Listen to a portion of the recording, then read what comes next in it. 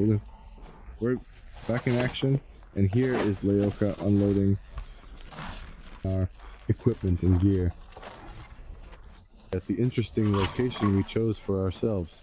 I don't know why, but anyway, yesterday we worked here a little, and today our plan is to cut down these 1, 2, 3, 4 trees.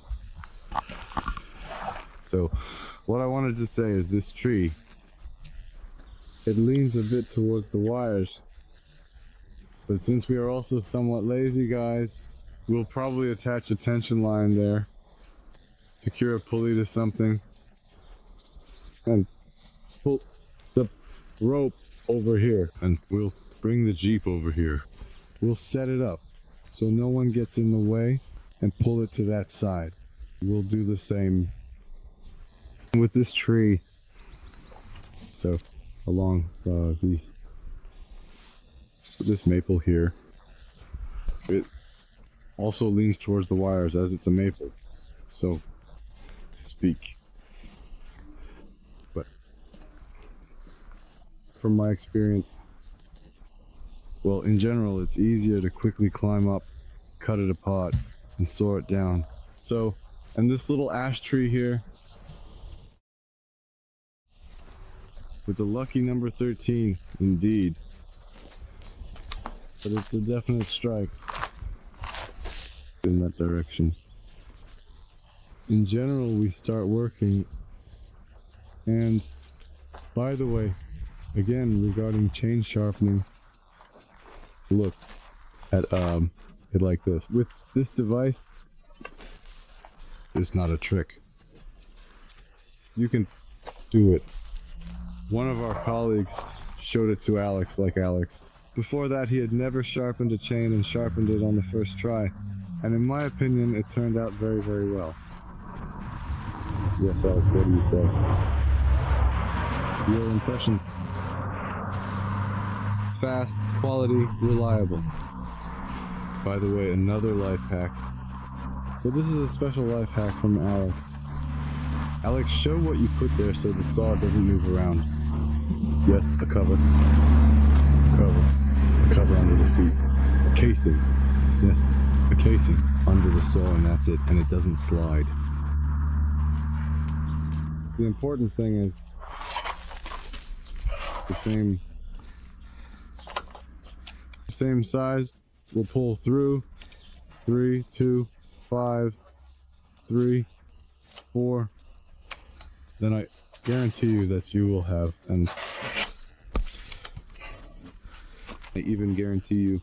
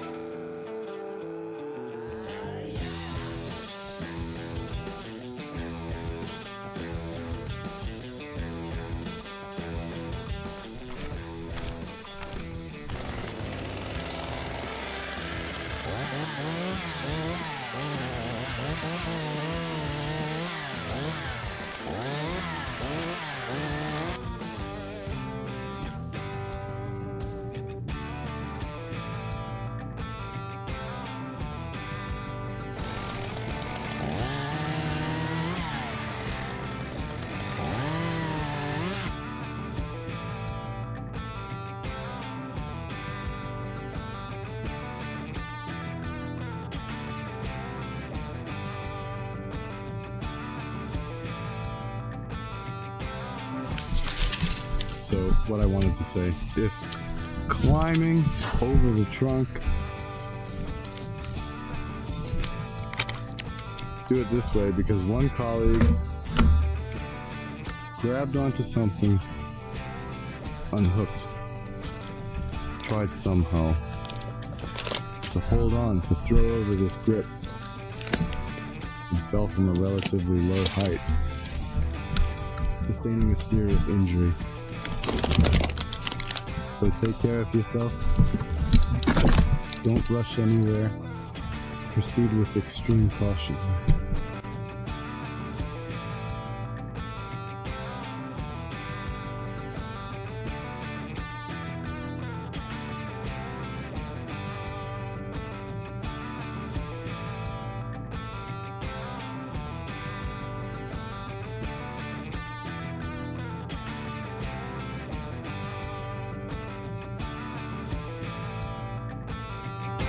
Here's a little tip on how to make quick trees cut down faster.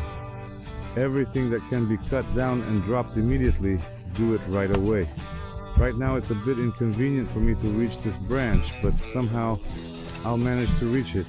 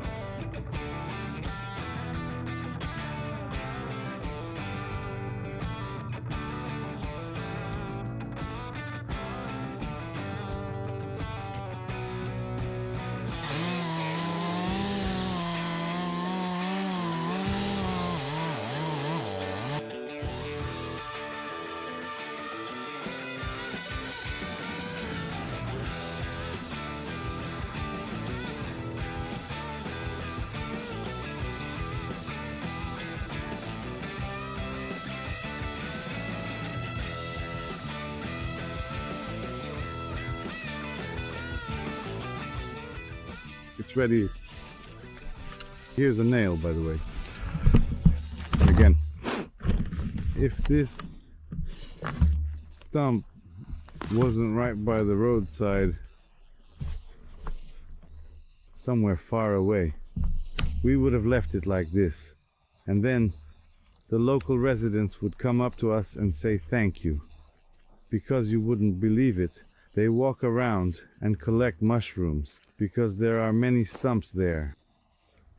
So well, now Alex is will be clearing all of this from the road. Finished cutting that trunk. In the meantime, I'll throw ropes over these trees. And, so to speak, I can already take off all my climbing gear. Well, that's it. One maple tree is ready.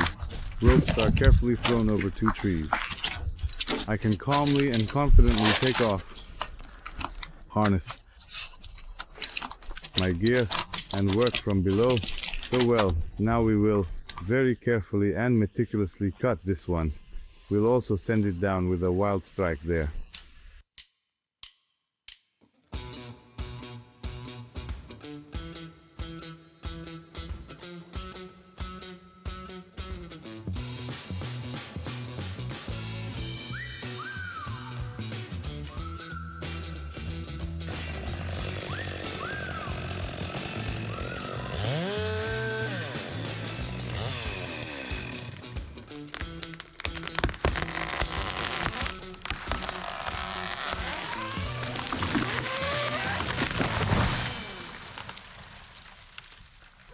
Again, I repeat, this feeling is truly indescribable. This sound, this moment, it's absolutely, when it tilts, you just can't convey it in words. I remember, why is it so high here? I didn't really want to get on my knees, actually crawl on my knees because the grass is wet. My knees would get wet afterwards. That's the first reason. The second reason, the saw nearby has a 50-centimeter bar.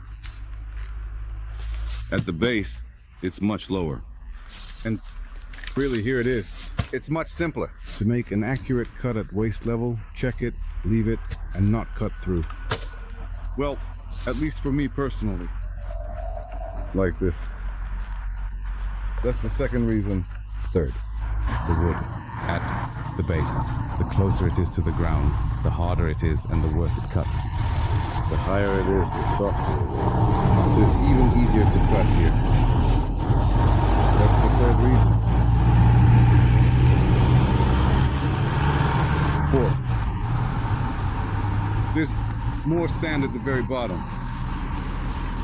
And when cutting, especially these parts closer to the ground, well, the saw really wears down. And we usually do these procedures at the end of the workday to avoid dulling the chain unnecessarily. So while this little ash tree is ready too, we'll move it over here. And right here, there's usually this blackness. But as usual, before, when we were cutting weak trees, especially in ash, there's this blackness when there are nails nearby. We were definitely lucky we didn't hit any. Let's go fly. And in general, the rope is shot and attached to a block below, to that tree, and from that block. But it goes to be continued, this ash, through another block.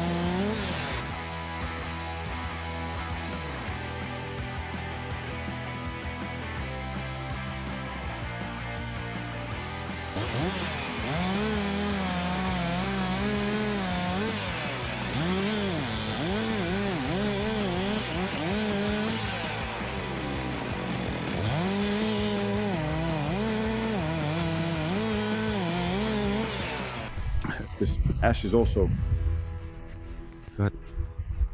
Now, this rope is tied. There, here it goes. To the same tree. There was just a click start. Simply sing more again. Why? Was it actually so big? If I was cutting here, well, here's another reason not to cut it all the way at once. In general, the rope is there. To that tree. Here. To Jeep. We'll set it up. Now, I'll tighten it. Leoka will tie the hive. I'll explain why. In such tasks, I use this knot.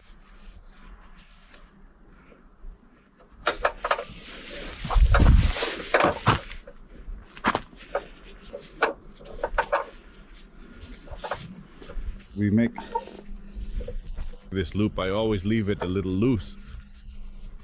On this one again, you see everything should be neat, tidy, aesthetic, and a bit loose. I immediately tighten this one. And then it ties extremely easily. And unties extremely easily. I confess, for my experience with ropes has been extremely varied. Well, maybe it's some old habit, but I like it the most and it has never let me down. And it's as simple as possible.